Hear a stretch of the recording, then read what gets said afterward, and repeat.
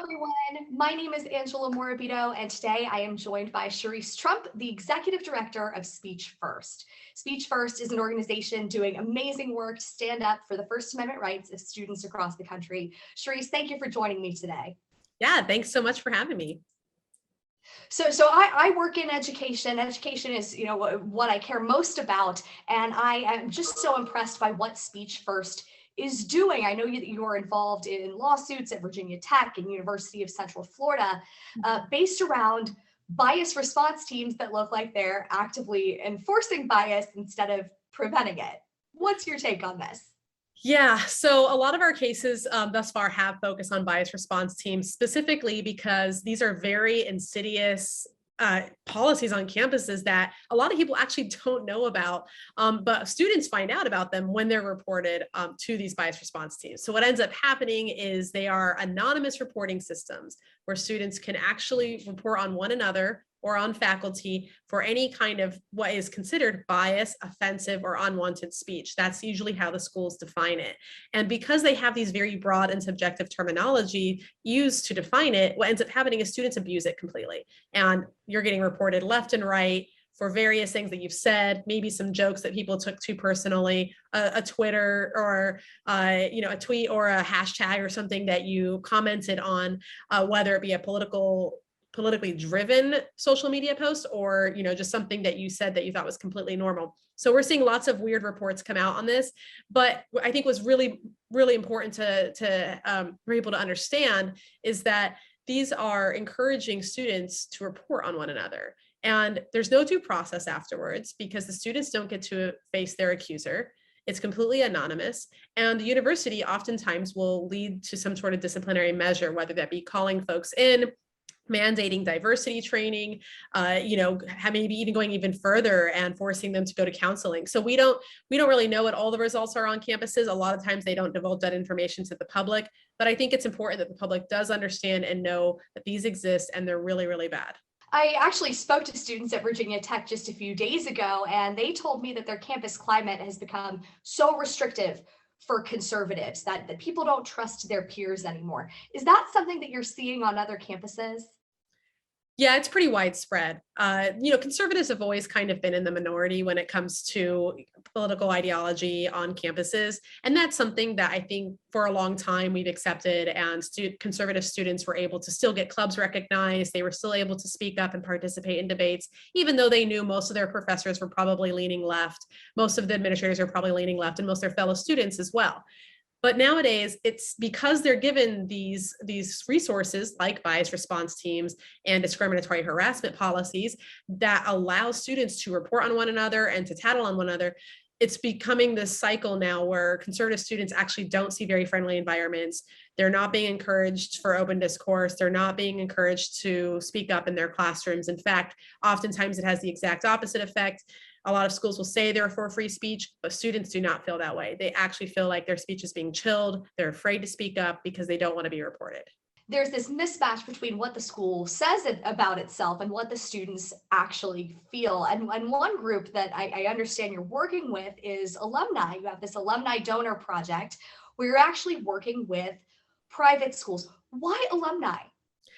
Yeah, so I always tell folks that there are two avenues to really go after universities that are violating their free speech rights. And one is obviously the legal avenue, and that is much, more attainable through public university because they are very much more beholden to the Constitution than private universities are.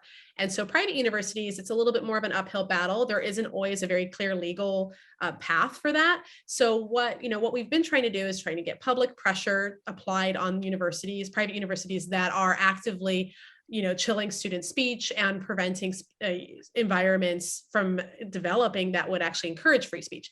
So, alumni donors tend to be, those who are more interested in knowing what's going on campus. And oftentimes they'll just write a check every year and won't keep track and keep up with what's going on in the media.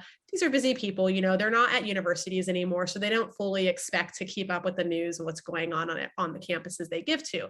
But our campaign specifically focuses on informing them of what's going on. And so that's something that we think is really important as an alternate avenue to legal recourse. So how does this work? Let's say you're a student at Georgetown, as I was many, many years ago, and the school you believe is violating your free speech rights or chilling your ability to have a reasonable discourse on campus. What should that student do? So if the student feels like they have their speech is being violated and they can't speak up, it is more difficult, like you said, at Georgetown, at private universities. But the best thing they could do is reach out to organizations like mine, and then we can get in touch with some possibly major donors or maybe the board of trustees, reach out to these folks and work with our coalition allies to put pressure on Georgetown. I think the media is also a fantastic avenue, kind of the route that you've taken, and many other students have written for organizations like Campus Reform and College Fix. And I think this is a really good way as well of creating content to put pressure on whether it be alumni and donors or the universities directly. There's certainly the power of social media as well. As the school choice movement has grown, it's grown in large part on Twitter, where people are sharing, hey, look what I found in my child's backpack today. And it's remarkable the impact that transparency can have. And speaking of, free speech means in many cases transparency about what people think and feel. Mhm. Every school has a slightly different speech policy, and some of them are terrible. Yeah. But in your view, Cherise, what would a really great speech policy look like? Look, I think it just comes down to not having policies that actively violate the First Amendment. I know it sounds so simple, but what ends up happening is you have a lot of universities that are that will say in their policies, in their student code of conduct, that they are for free speech, they're for open discourse, and they believe in this. They'll sign the Chicago statement of free speech, and then they'll immediately turn around and pass policies internally that will bar students from speaking up, that will actively target speech, like putting restrictions on flyers, not allowing people to chalk, not allowing clubs to be recognized, or giving student government associations this unchecked power of being able to discriminate against certain clubs and organizations that they don't agree with. All of these are policies that fly directly in the face of the students' First Amendment rights. And what could be really important is that it's not about the universities having a policy specifically that says that will actively in itself support free speech. It's just stop making policies that obviously fly in the face of free speech. That's the real, I think, bread and butter of what we're trying to accomplish here. It's so important, and I think too often this gets talked about as just a campus issue, right? As soon as you leave the campus gates, anything that happened to you while you were in college is just water under the bridge. But that's not true, right? Because this is where we're training our country's future leaders. So what do you see are the downstream effects of colleges being so hostile to free speech? Yeah, I see some serious downstream effects. I think that's a good way of putting it. I mean, if we wonder where cancel culture came from, first of all, it came from the university campuses, and we're seeing it everywhere now. You're seeing it in commercials, you're seeing it in the media, you're seeing it in woke corporations. It's no secret that cancel culture is rampant. And if we wonder where that started on the university campuses. So I think it's really important people recognize that, yeah, what happens on campus does not stay on campus.